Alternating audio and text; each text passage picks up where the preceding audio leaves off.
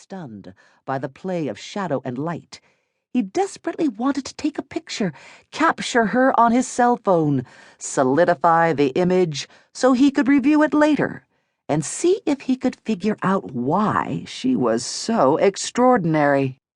If only she wasn't so damn sexy, even dressed in the unattractive uniform of chinos and polo shirt. She exuded ripe sensuality. Why couldn't she have been middle-aged and plain? Or, better yet, a guy? The sun shifted, a cloud moving over, and the moment broke. A ping of loss stabbed him, and for no good reason he felt as if he'd missed out on something important. "Well," he said, and then repeated, "Well," because he'd forgotten what he'd planned on saying. "Where do we go from here?" "You start resting." "Yeah." He pressed a palm to the back of his neck. "About that." Backtracking already? She stepped to the side, as if standing directly in front of him was too intense. "I'm not a big fan of taking it easy." He watched her from the corner of his eye as he picked up his foot and tied his shoelace, pretended he wasn't watching her. "You're conflicted," she said. "It's understandable. And it's clear you're very physical." She raised one eyebrow, shot a glance at his biceps. "Straight up. Humble, too. And lovable." He grinned. "Don't forget lovable." Kasha snorted. "I've amused you?" "Greatly. Now, back to rest and relaxation." "Good old R&R." He cocked his head, perplexed by the sensations surging through him. Lust, for sure. But there was something more, something rich and mystic he could not remember experiencing before. "What does that look like, exactly?" "You really don't know?"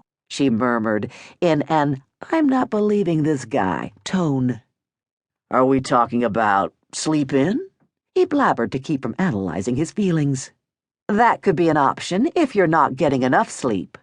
But you don't want to oversleep. That's just an excuse to avoid your problems." "Problems? I've only got one problem, my screwed-up shoulder." "What about the issues that got you in this shape in the first place?" "Issues?" Alex scowled, rotated his arm. "I don't have any issues besides the shoulder." She smirked. "You wouldn't be where you are if you weren't an overachiever tackling the world as a contest to be won." "Is that right?" He leaned in closer. "In my observation," she went on a bit primly, "you're eager, responsible, goal-oriented, persistent, organized, and enthusiastic." "Not seeing the problem." "You tell yourself that if you don't push, you're a loser. Did your parents have high expectations of you?" "Don't all parents?" "You're an only child." "Yeah," he admitted. "In the gifted and talented program at school?" "Yes," he mumbled. Was he that easy to read? Just because you're not always on top doesn't mean you're a loser. By definition, yes, it does." "It's not true." "What's not?"